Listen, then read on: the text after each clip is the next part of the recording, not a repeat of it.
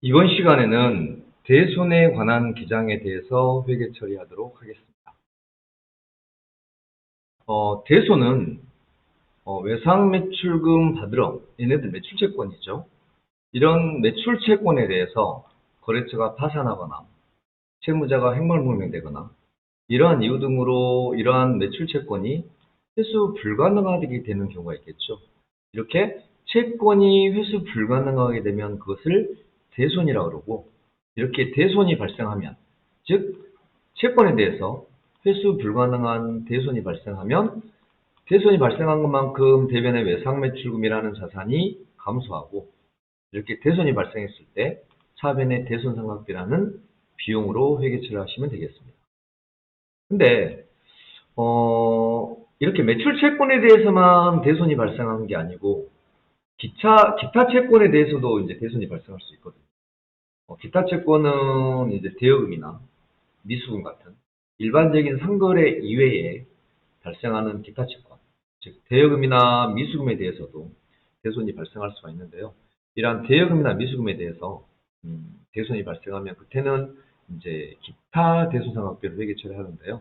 일단은 대손에 관한 기장을 여러분들이 좀 이해를 하셔야지 기타 채권에 관한 대손도 이해할 수가 있을 것 같습니다. 그래서 일단 매출채권에 대해서 대손이 발생했다. 즉 회수 불가능하겠다는 얘기죠. 이렇게 회수 불가능하게 되면 대변의 외상매출금 또는 바드름이라는 자산이 감소하겠죠. 못 받게 되버렸으니까 감소하고, 이렇게 대손이 발생하면 차변의 대손상각비라는 비용으로 회계 처리를 하시면 되겠습니다. 그런데 대손은 늘 시험에 자주 출제되는 내용이기도 하고요. 그럼에도 불구하고 대손에 대해서 많이 어려워들 하세요. 그래서 대손에 대해서 어려워하는 이유는 보면 이렇게 대손이 발생하는 경우를 대비해서 결산 때 이렇게 대손을 예상하는 경우, 그 다음에 이렇게 결산 때 대손을 예상해서 대손 충당금으로 설정했다가 이제 회계 기간 중에 실제로 이렇게 대손이 발생하는 거죠.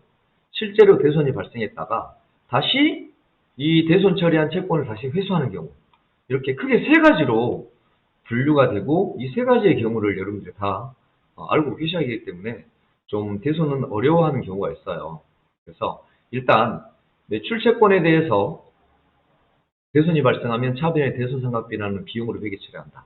일단 이걸 기억을 하시고요. 그 다음에 이제 결산 때 대손을 예상하는 건데요. 기말 결산 때가 되면 당점이 회수해야 될 매출채권, 기타 채권은 여기서 일단 생략하겠습니다. 당점이 회수해야 될 매출채권에 대해서 그 회수 가능성을 검토하는 겁니다. 회수 가능성을 검토해서 그 회수가 불가능한 채권을 예상을 하는 거죠. 보통 뭐 1%, 주로 시험에는 1%의 대손 예상이 나오고요. 지금 여기는 지금 2% 대손을 예상했다고 했는데요. 이렇게 결산 때 당점이 회수해야 될 매출채권에 대해서 회수 가능성을 검토하고, 그 회수 가능성을 검토한 다음에 회수가 불가능한 채권, 그 회수가 불가능한 채권을 예상을 해서 차변의 대손상각비, 대변의 대손충당금 이렇게 분기하시면 되고요. 결산 때 대손 예상은 이 보충법이라는 단어를 여러분들이 좀 기억해 주시면 좋겠어요.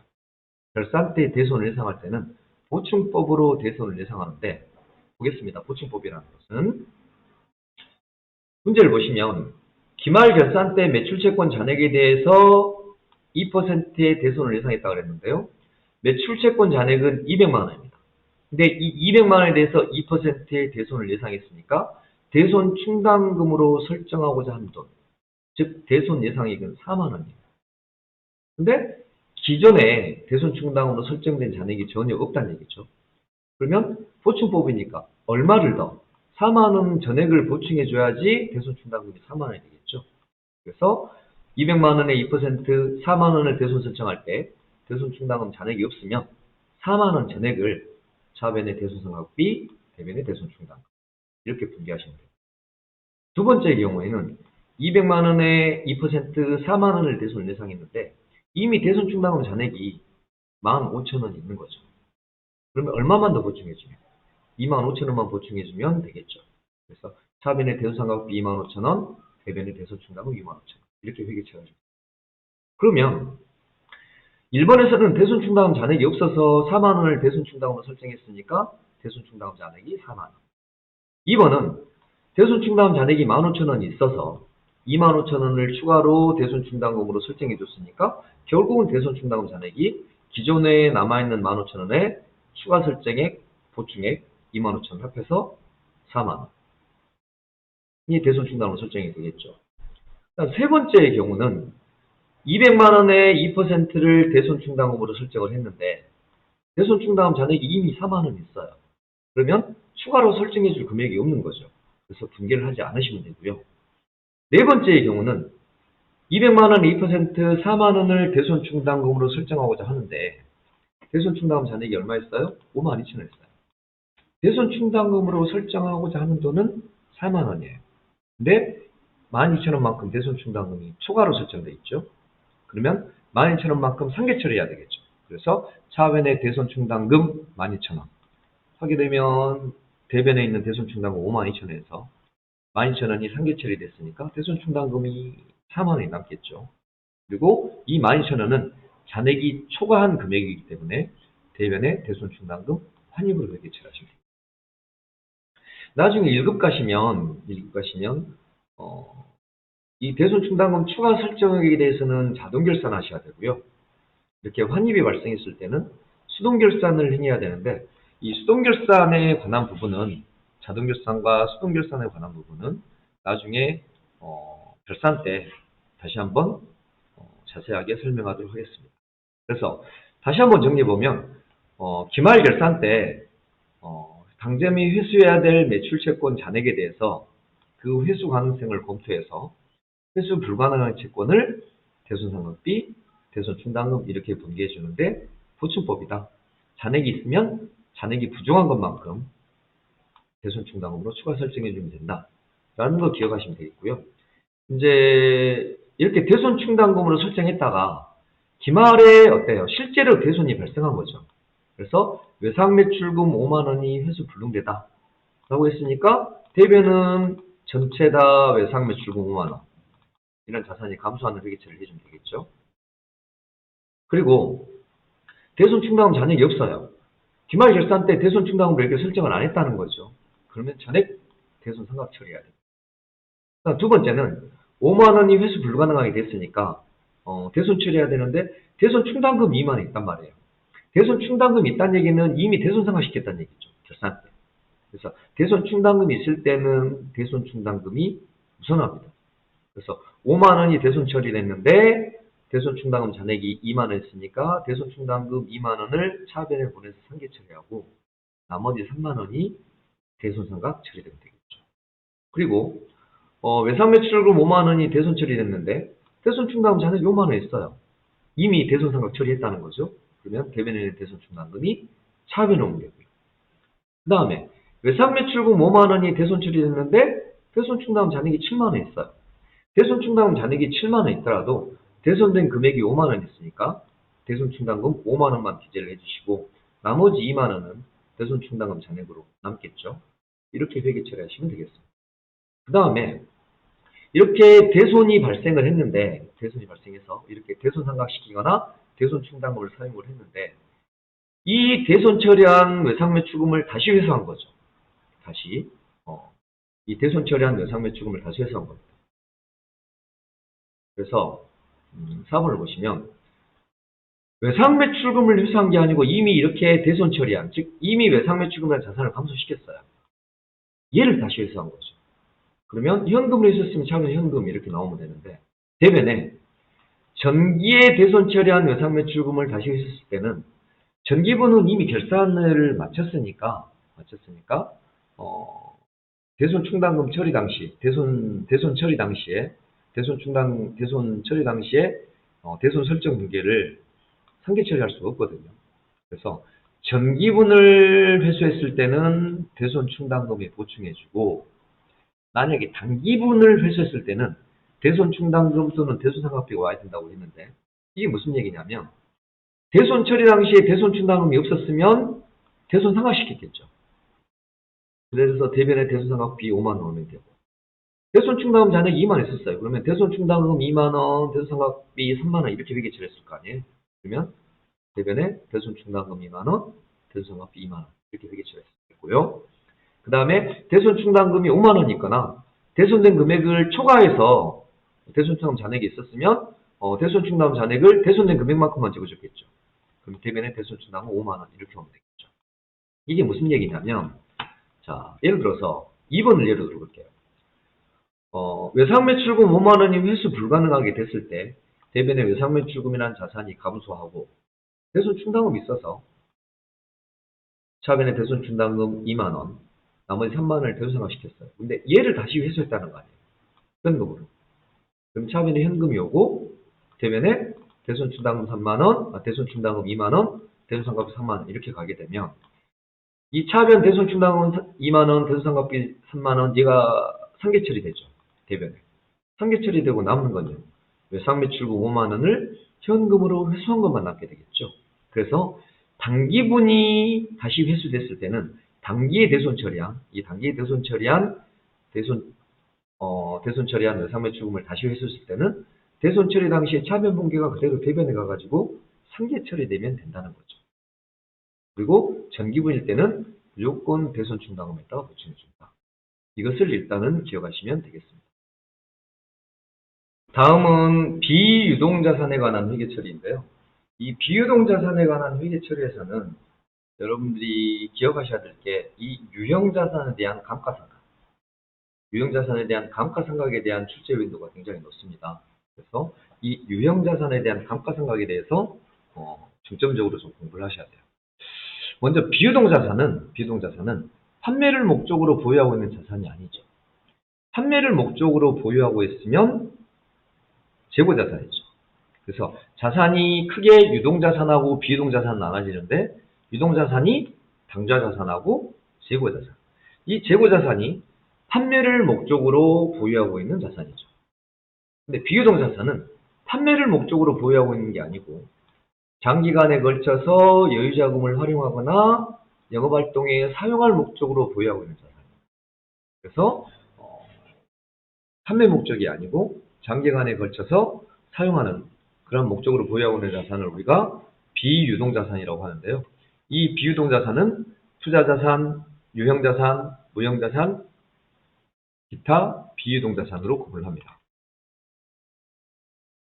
그래서 비유동자산은 투자, 유형, 무형, 기타 비유동자산 이렇게 나눠지는데 투자자산은 장기금융상품, 투자부동산. 사용할 목적으로 토지나 건물을 구입하게 되면 토지, 건물 같은 유형자산으로 회계처리를 하겠지만 이 토지나 건물을 사용할 목적이 아니고 투자할 목적으로 보유하게 되면 투자부동산을 회계처리하는데 이 투자부동산도 투자자산에 해당하는 거죠. 그 다음에 장기대여금이나 장기금융상품도 투자자산에 해당하죠. 그 다음에 우리가 유가증권, 국채나 공채나 사채나 주식, 즉 지분증권이나 채무증권을 우리가 보유하는데 보유하는 목적에 따라서 일시적인 소유를 목적으로 하고 시장성이 있으면 단기 매매증권으로 회계 처리하고 이 단기 매매증권은 당좌자산이 되는데요. 시장성이 없는 주식을 투자할 목적으로 구매하게 되면 매도가능증권. 그 다음에 채무증권 중에서 이 채무증권을 만기까지 보유할 목적이면 만기보유증권으로 회계 처리가 되는 거죠. 그래서 매도가능증권이나 만기보유증권도 뭐예요? 투자자산에 해당을 하겠죠. 그 다음에 유형자산과 무형자산인데 유형자산이든 무형자산이든 기업의 영업활동에 사용할 목적으로 1년 이상 보유하고 있는 것들이죠. 근데 형태가 있으면은 유형자산이고 형태가 없으면 무형자산인데 토지, 건물, 비품, 차량 운반구, 기계장치, 구축물, 그 다음에 건설 중인 자산 이런 것들은 일정한 형태를 갖추고 있기 때문에 유형자산으로 표시를 하고요. 그 다음에 영업권, 산업재산권, 산업재산권이 특허권, 실용신앙권, 의장권, 상표권 이렇게 구분이 되는데 이런 산업재산권, 그 다음에 광업권, 어업권, 개발비, 차지권, 소프트웨어, 프랜차이즈 이런 것들은 형태는 없지만 미래 현금 창출 능력이 있는 것들이죠. 이런 것들은 무형자산으로 회계처리를 하시면 되겠습니다. 그 다음에 영업보증금이나 임차보증금, 장기매출채권이나 장기선급비용 이러한 것들은 기타 비유동자산으로 구분을 합니다. 근데 이 비유동자산 중에서 여러분들이 눈여겨서 보셔야 될 게 이 유형자산이라는 거죠. 유형자산. 그래서 이 유형자산은 판매를 목적으로 보유하는 자산이 아니죠. 판매를 목적으로 보유하지 않고 장기간에 걸쳐서 영업활동에 사용되는 토지, 건물, 비품, 차량, 운반구, 기계장치, 구축물, 건설 중인 자산 이런 것들을 우리가 유형자산이라고 얘기를 합니다. 그 다음에 유형자산은 내가 필요해서 취득하는 경우가 있고 이제 필요가 없어서 처분하는 경우가 있을 텐데 유형자산을 취득할 때 들어간 재비용 여기 보시면 이제 중개인 수수료라든가 취득세, 등록세 이런 취등록세 그 다음에 등기비, 정지비, 설치비, 사용전 수리비, 운반비, 시운전비 즉 유형자산을 취득해서 사용하기 전까지 들어간 모든 직접 관련된 비용들 이런 것들은 유형자산의 원가에 다 포함해야 된다는 거죠. 그래서 취득 시 들어간 모든 비용은 취득 관련 비용은 유형자산의 원가에다가 포함한다. 그러니까 세금 중에서 취등록세는 취득과 관련된 세금이잖아요. 이러한 취등록세는 유형자산의 취득원가에 포함하고 그 다음에 이제 토지나 건물 등을 보유함으로써 보유세가 발생할 수 있거든요. 차량 운반구도 이제 보유세가 발생할 수 있죠. 그래서 토지나 건물을 보유하고 있음으로써 이제 보유하고 있는 그것과 관련해서 나오는 세금이 이제 재산세겠죠. 재산세나 차량 운반구 같은 경우는 자동차세가 나오겠죠. 그래서 취등록세는 이 취득원가에 포함을 하는데 사용하면서 들어가는 재산세나 자동차세는 세금과 공과로 회계처리를 하셔야 돼요. 그래서 일단 여기서는 유형자산을 취득할 때 들어간 취득세, 등록세, 등기비, 설치비, 사용전 수리비, 시운전비 이러한 모든 것들은 유형자산의 취득원가에 포함한다. 그 다음에 구입하게 되면 처음에는 건물 등 유형자산이란 자산이 증가할 건데 처분하게 되면 대변의 유형자산이 감소하겠죠. 근데 취득원가 이상으로 즉 200만 원짜리를 250만 원 처분했어요. 그러면 50만 원만큼 이익이 생기는데 유형자산을 처분해서 이익이 생겼으니까 50만 원만큼 대변의 유형자산 처분 이익이 발생하고요. 그 다음에 200만 원짜리를 170만 원에 처분했어요. 그럼 처분가가 장부가 이하인 거죠. 30만 원만큼 손해가 났는데 이 30만 원만큼 손해난 것을 유형자산 처분 손실로 회계 처리하시면 되겠습니다. 다음은 유형자산의 감가상각인데요. 감가상각은 보시면 사용이나 시일의 경과, 즉 사용이나 기간 경과에 의해서 모든 유형자산은 그 가치가 감소한다는 얘기죠. 그래서 모든 유형자산은 사용이나 기간 경과에 의해서 그 가치가 감소하는데 그 가치 감소를 감가라고 그러고요. 이것을 비용으로 계산한 것을 우리가 감가상각비라고 얘기합니다. 이 감가상각비는 결국은 취득 원가를 비용화하는 과정이라고 보시면 되겠습니다. 근데 여기 보시면 토지를 제외한다고 했죠. 모든 유형자산은 감가상각 대상이 되는데요. 토지, 건물, 비품, 차량, 운반구, 기계장치, 구축물, 건설 중인 자산 이러한 것들이 유형자산이잖아요. 근데 이러한 유형자산 중에서도 토지나 건설 중인 자산은 감가상각 대상에서 제외가 됩니다. 왜?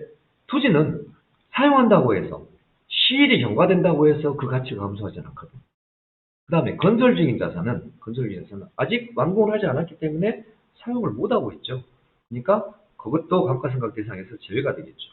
그래서 토지나 건설 중인 자산을 제외한 거의 모든 유형자산은 사용이나 기간 경과에 의해서 그 가치가 감소하는데 그 가치 감소를 감가라고 얘기하고 이것을 감가상각비라는 비용으로 회계처리하시면 되겠습니다. 그 다음 여러분들이 감가상각비를 계산할 때 감가상각의 3요소가 있는데요. 취득원가, 내용연수, 잔존가액이죠. 취득원가는 유형자산의 구입가격에서 구입시 관련된 재비용을 어찌해야 됩니까? 전부 다 포함해야 되겠죠. 그래서 구입시 관련된 재비용, 중개인 수수료라든가 취득세, 등록세, 사용료원 수리비, 시운전비, 설치비 이러한 구입과 관련된 비용은 모두 취득원가에 포함시켜야 되겠죠. 그 다음에 내용연수는 보유하고 있는 유형자산에 대한 평균 수명입니다. 차량 운반구 같으면 보통 5년, 건물 같으면 10년 이렇게 사용할 수 있는 기간을 내용연수라고 그러고요.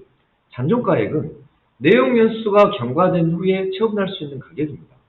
즉 자동차를 5천만 원 주고 업무용 자동차를 구입했어요. 그래서 5년 동안 감가상각을 했는데 1년에 2,500만 원씩 감가상각을 했어요. 2,500원씩 감가상각하면 1년에 500만 원씩 감가상각하면 5년 동안 2,500만 원의 감가상각이 되겠죠. 그러면 5천만 원에 구입해서 5년 동안 2,500만 원의 감가상각비가 계산이 됐기 때문에 잔존가액은 장부가액은 2,500만 원이 되겠죠. 근데 이 잔존가액과 장부가액과는 좀 의미가 틀려요. 그래서 잔존가액은 내용연수가 경과된 후에도 처분할 수 있는 예상 가격입니다. 이 예상 가격이 장부가액입니다. 그래서 감가상각의 3요소는 취득원가, 내용연수, 잔존가액이다. 이걸 좀 기억을 하시고요. 그래서 모든 유형자산은 사용이나 기간 경과에 의해서 가치가 감소하고 그 가치 감소액을 감가상각비로 계산을 해야 되는데 이 감가상각비를 계산하는 방법이 지금 여기에는 정액법, 정률법 두 가지가 나와 있는데요. 정액법, 정률법, 생산량 비례법, 연수학계법 등이 있습니다. 근데 중요하게 외워야 될 공식은 이 정액법하고 정률법이죠. 정액법은 감가상각비를 계산해 보면 매년 같은 금액이 균등하게 감가상각이 돼요. 그래서 정액법이라고 얘기합니다. 그래서 정액법 공식은 내용연수분의 취득원가 마이너스 잔존가액. 이게 정액법 공식이 되고요. 정률법은 미상각 잔액에서 이 정률을 곱해주면 되는데요. 미상각 잔액이라는 것은 취득원가에서 감가상각 누계액을 차감한 금액. 이 취득원가 마이너스 감가상각 누계액이 미상각 잔액인데 이 미상각 잔액에서 정률을 곱해주면 정률법에 의한 감가상각비가 나오죠. 근데 초기에 감가상각 누계액은 없겠죠. 1월 1일 날 구입해서 2020년 1월 1일에 예를 들어서 건물을 구입했어요. 그러면 11월 31일 날 처음 감가상각 하는데 그동안 감가상각 된 게 하나도 없는 거죠. 처음 감가상각 하니까. 그럼 처음에 감가상각 누계액은 0원이 될 거고 1년 지나면 100만 원, 2년 지나면 200만 원, 3년 지나면 300만 원 이렇게 감가상각 누계액은 점차 누계가 되겠죠. 그래서 취득원가에서 이 감가상각 누계액을 차감해서 곱하기 정률이기 때문에 정률법은 초기의 감가상각 금액은 크고요. 갈수록 감가상각 금액이 점점 줄어드는 체감법입니다. 그래서 감가상각비를 계산하는 방법은 정액법과 정률법이 있는데 정액법 공식은 내용연수분의 취득원가 마이너스 잔존가예요. 정률법은 취득원가 마이너스 감가상각 누계 곱하기 정률 이렇게 감가상각비를 계산하면 되겠습니다. 그래서 감가상각비를 계산했으면 장부에 기장을 해야 되는데요. 장부에 기장하는 방법은 직접법하고 간접법이 있죠. 직접법은 차변의 감가상각비라는 비용으로 처리하시고 건물을 감가상각했으면 건물, 차량 운반구를 감가했으면 대변의 차량 운반구 이렇게 나오면 되죠. 즉 유형자산의 원가에서 직접 차감하는 방식이죠. 근데 직접법은 잘 사용하지 않아요. 근데 나중에 재무상태표를 보시게 되면 건물이 5천만 원인데 밑에 감가상각 누계액이 2천만 원 있어요. 취득원가는 5천만 원이고 그동안 감가상각 금액은 2천만 원이니까 건물의 정득가액은 3천만 원이 나오거든요. 그러니까 간접법으로 분개하게 되면 취득원가하고 감가상각 누계액이 별도로 따로 기재하게 되기 때문에 취득원가가 얼마이고 감가상각 누계액이 얼마이고 그 다음에 장부가액이 얼마인지 한눈에 볼 수가 있는데 재무상태표를 봐도 근데 직접법으로 감가상각하게 되면 직접 차감해버리기 때문에 취득원가나 감가상각 누계액이 안 나오고 장부가액만 재무상태표에 표시가 되겠죠. 그래서 실질적으로 감가상각비를 계산해서 장부에 기장하는 방법은 주로 간접법을 많이 사용합니다. 그래서 간접법은 감가상각비를 계산해서 차변의 감가상각비, 대변의 감가상각, 누계 이렇게 회계처리를 하시면 되겠습니다. 그래서 다시 한번 좀 정리를 해보시면 모든 유형자산은 감가상각 대상이 됩니다. 토지하고 건설 중인 자산은 제외해야 되겠죠. 토지와 건설 중인 자산은 감가상각 대상에서 제외하고 모든 유형자산은 감가상각이 되는데 감가상각의 3요소가 내용요수, 취득원가, 잔존가입니다. 그래서 감가상각비를 계산하는 방법은 크게 정액법하고 정률법, 생산량 비례법, 연수학계법도 있어요. 근데 일단은 정액법과 정률법 공식을 꼭 아셔야 된다는 거죠. 정률법 공식은 내용요수분의 취득원가 마이너스 잔존가예요. 정률법은 취득원가 마이너스 감가상각비 누계 곱하기 정률인데 이렇게 정액법이나 정률법으로 감가상각비가 계산이 되면 주로 간접법으로 계산을 한다. 그래서 차변의 감가상각비, 대변의 감가상각 누계 이렇게 장부에 기장을 하시면 되겠습니다. 다음 시간에는 자본적 지출과 수익적 지출에 대해서 설명을 드리도록 하겠습니다.